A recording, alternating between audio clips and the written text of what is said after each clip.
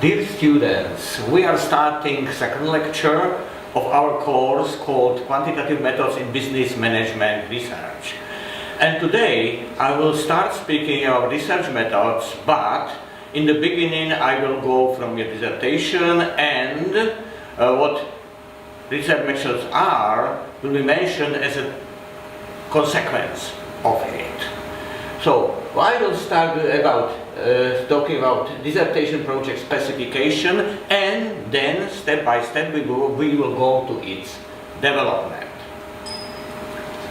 So first, in this lecture we will speak about some formal and informal requirements which are towards your doctoral thesis, and about choosing your topic and the ability of work on your topic in the future, and then the traditional project planning, risk management, literature searching, creative development, and so on, and all this stuff which is necessary for building your dissertation.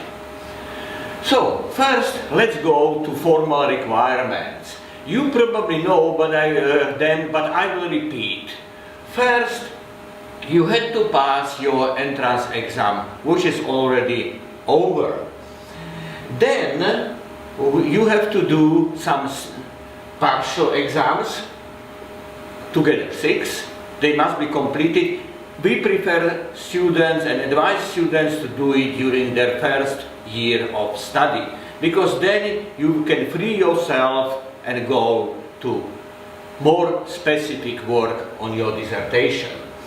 The first part of this work is so-called state exam, which is in fact defense of your project, not dissertation itself. Don't confuse that.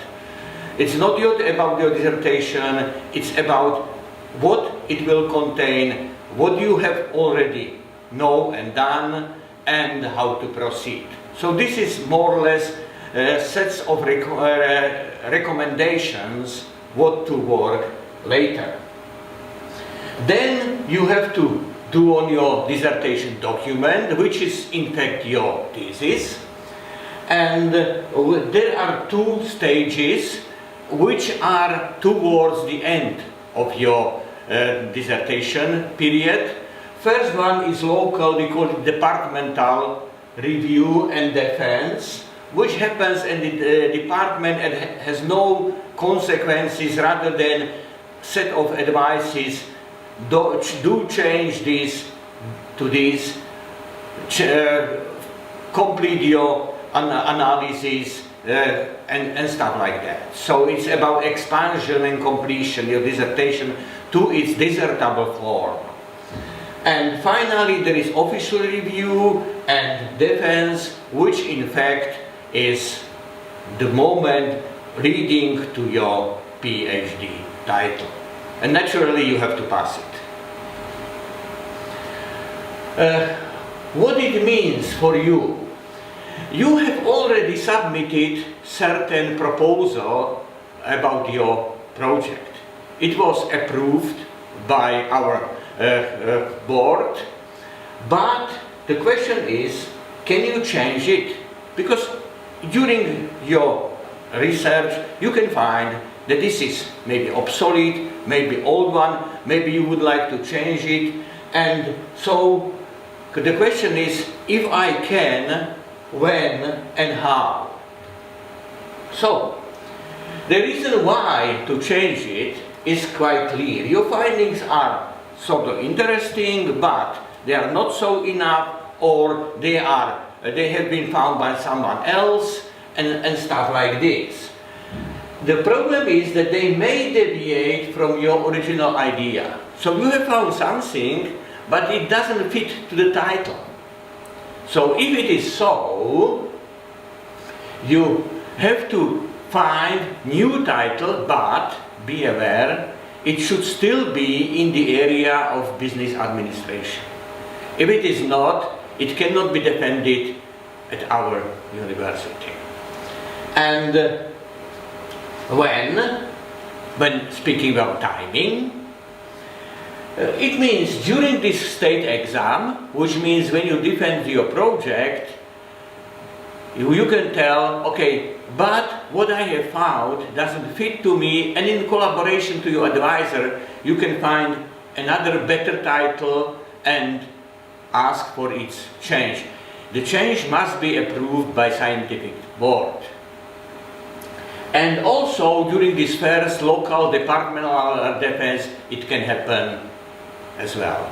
So what is important, in very end, your dissertation title and its content must fit together and must be in the field of business administration. So this is the, don't be afraid that scientific board will be against. In principle not. They if you have good reasons, they never will protest. You will never prohibit you to change it. First, don't do it too frequently.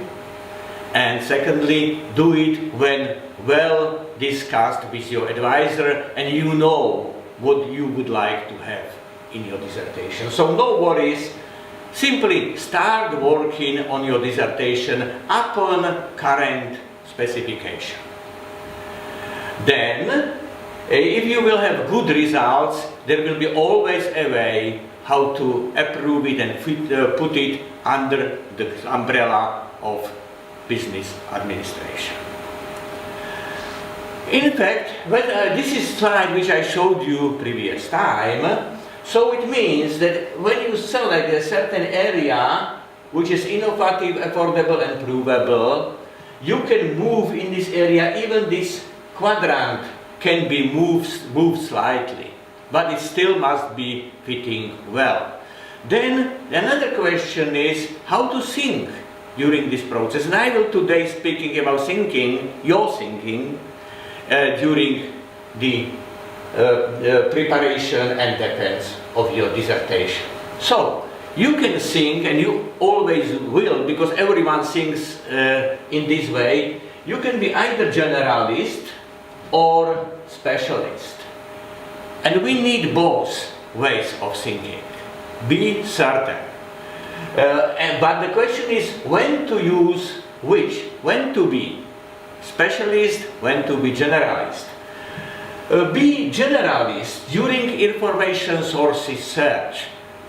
Try to look to as many sources. Sometimes you may feel that they don't fit fully to your specification, but still you can learn some new ideas which will influence you from side. So you can change your original thinking because you have got a new impulse. During collecting information as well, try to keep this information in your mind. When you formulate your research question, be like that. Don't be too narrow.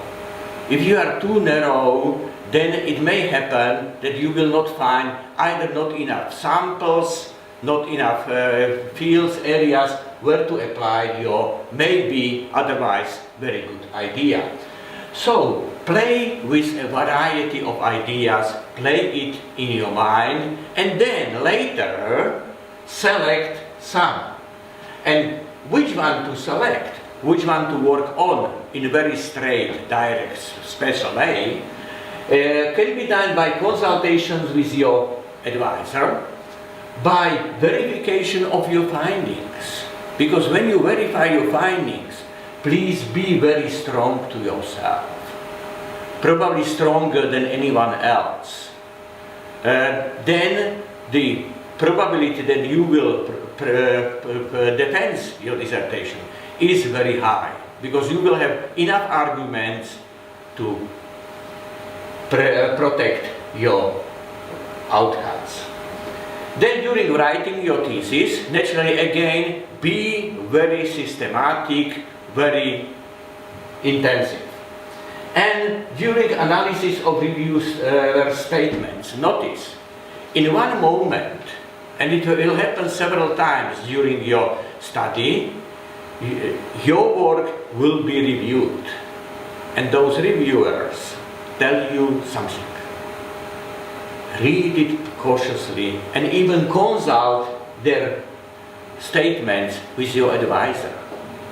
Because they, and believe me, they will try to make your dissertation better. But accept them. Accept them to the degree. You are the author. You are free, accept or not accept. But because they are usually meant with a good intent, it's also a good reason to follow them. So you have to demonstrate all the time your knowledge and confidence. As the author, you can protest, you can refuse them. But again, having good arguments. The question is whether something like this is possible.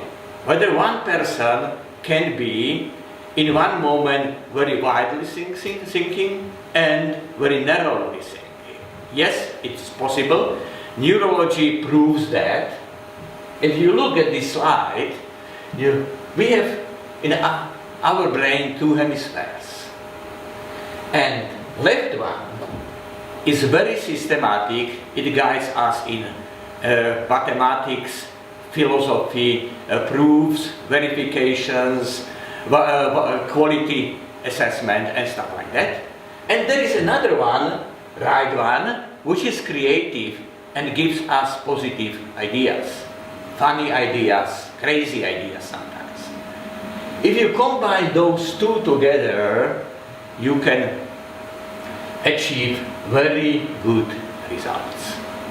And this is the end of this first video.